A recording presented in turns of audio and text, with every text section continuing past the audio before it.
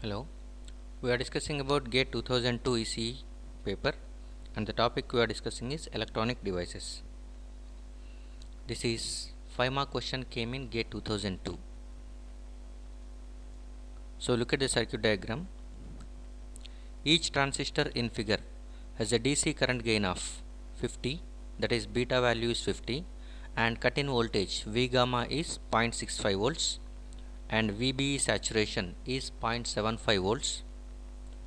The output voltage V0 for T2 in saturation can be as high as 0.2 volts. Assume 0.7 volts drop across a conducting PN junction. Determine A. The minimum value IB2 necessary to keep T2 in saturation. B. The maximum permissible value for the resistor RB1. C. The worst case high input and worst case low input voltages for which transistor T2 will be either in saturation or in cutoff. Since it is a 5 mark question, there will be no options for this one, and we will see how to solve these problems. First one, the minimum value IB2 necessary to keep T2 in saturation. If transistor T2 in saturation, at that time IB2 minimum can be written as IC2 saturation by beta.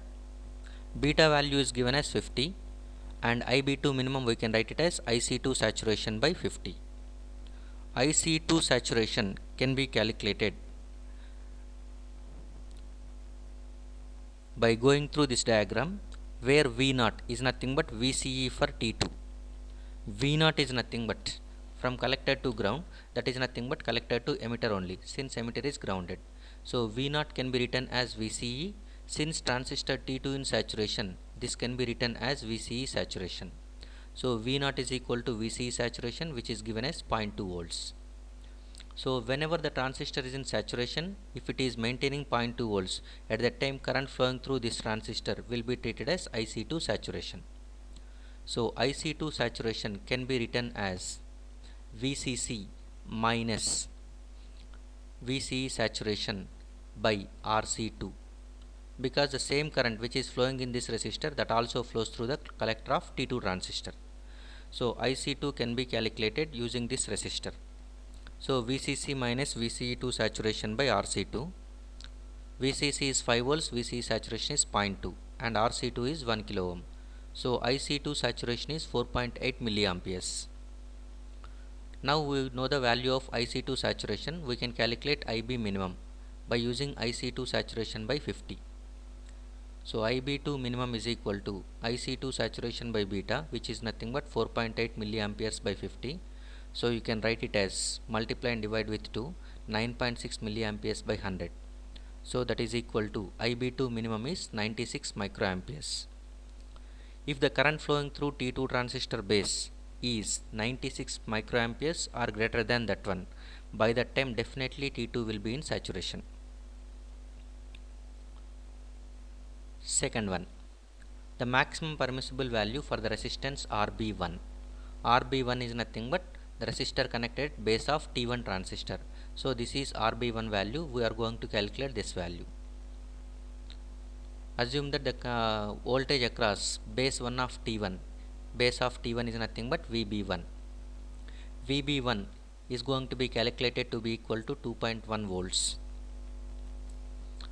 Maximum permissible value for the resistance RB1 to keep the transistor in saturation, transistor T2 in saturation. So that whenever T2 in saturation, at that time current flows, IB2 flows, that is nothing but diode will be under forward bias and the current flows through this collector base junction. Current will not go into towards input side. So by that time, when T2 is in saturation, VB1 can be written as voltage from this point to ground. Voltage from this point to ground can be written as, this is V gamma collector base junction, this is V gamma plus diode forward voltage VD plus VBE. So sum of these three things, that is nothing but collector base junction voltage which is under forward bias, so that cut-in voltage and the diode forward voltage, and next transistor T2 in saturation. So V gamma of T1 plus Vd of diode D1 and Vb saturation of transistor T2. These three things summed up, and it is equal to Vb1 from this point to ground. That is equal to 0.65 plus 0.7 plus 0.75, which is equal to 2.1 volts. So voltage across base of T1 transistor is at 2.1 volts, and RB1, it is connected one side with one end with 5 volts, the other end with 2.1 volts. Now if we know current flowing through IRB1, current flowing through RB1, at that time we can calculate the RB1 value. So IRB1, current flowing through RB1 resistor, is equal to IB, the same current which is flowing through this diode, so that it is treated as IB2 plus I1. I1 is nothing but current flowing through this 15 kilo ohm resistor. IRB1 minimum, the minimum current flowing through this one, is nothing but I1 plus IB2 minimum. I1 plus IB2 minimum. I1 can be written as VBE saturation minus of minus 2 volts divided by 15 kilo ohms. So current flowing through this resistor is nothing but VBE saturation minus of minus 2 volts, this is divided by 15 kilo ohms. So this is a current flowing through this 15 kilo ohm resistor, and current flowing through this one should be minimum is nothing but IB2 minimum. So both will be summed up, and that will be the minimum current flowing through RB1, so that is giving the maximum RB1 value. So IRB1 minimum is equal to 0.2 milliamperes, approximately equal to 96 microamperes plus 0.19 milliamperes, that is approximately equal to 0.2 milliamperes. And so that RB1 maximum can be written as VCC minus VB1 divided by I minimum, IRB minimum. So 5 minus 2.1 divided by 0.2 milliamperes, that is equal to 14.5 kilo ohms. The maximum permissible value of resistance is 14.5 kilo ohms. Next, we need to calculate worst case high input and worst case low input voltages for that transistor, either it may be in saturation or in cutoff condition. First we will see what is meant by worst case high input. Worst case high input means that is the minimum high voltage required at input such that the output will be under low condition. Since it is acting as inverter, it is actually a DTL gate, DTL NAND gate with single input. If the input is high, at that time output will be low.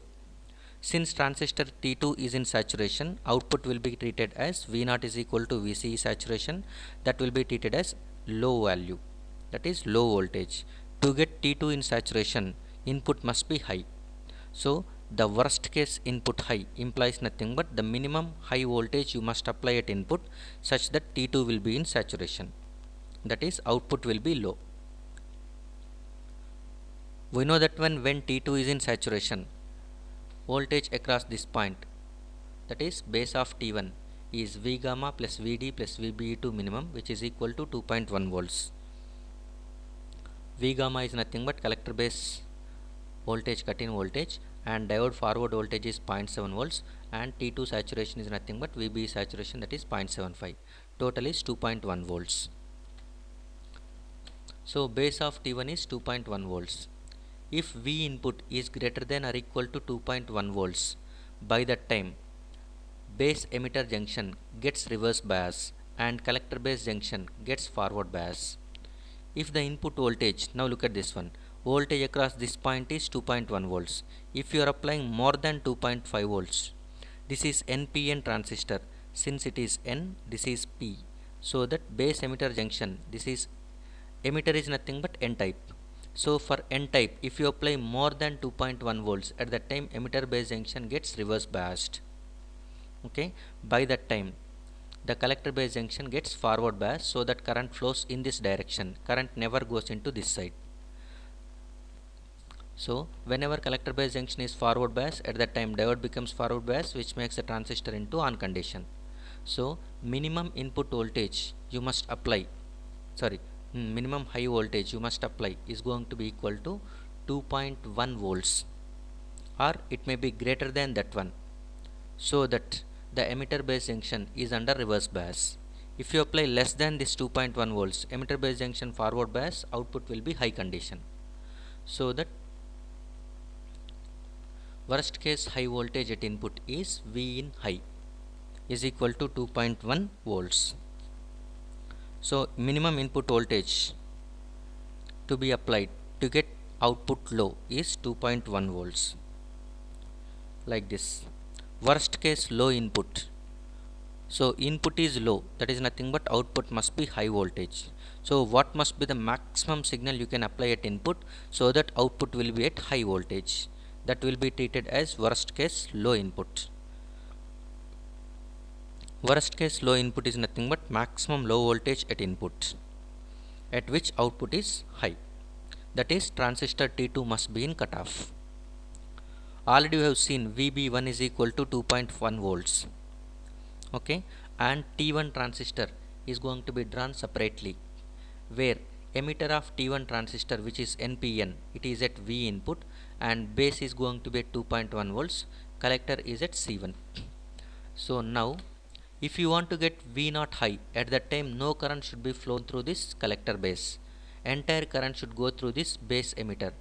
Whenever base emitter junction is forward bias, by that time entire current plus 5 from this power supply will go through this junction and no current flows through this collector to base. So the transistor T2 will be in off condition. So how much input voltage is required to keep emitter base junction forward bias? That will be treated as worst case input. So base emitter junction is going to be a simple PN junction. We can write like this: emitter side is N type and base side is P type. Emitter is connected with V input and base is connected with P side, that is 2.1 volts. Assume base emitter junction is forward bias, so that this diode is replaced with 0.7 volts. So V input 0.7 volts, 2.1 volts. So the voltage required, input voltage required to keep the diode under forward bias is going to be V input should be less than or equal to 2.1 minus 0.7. So that is equal to 1.4 volts. If the input voltage is less than 1.4 volts, at that time the base emitter junction is forward bias, otherwise it will be reverse bias.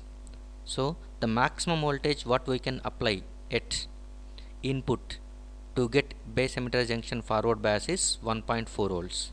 So worst case low output is going to be treated as 1.4 volts. If you apply more than that one, base emitter junction gets reverse bias, so that now V0 becomes low. So worst case low input means 1.4 volts. Thank you.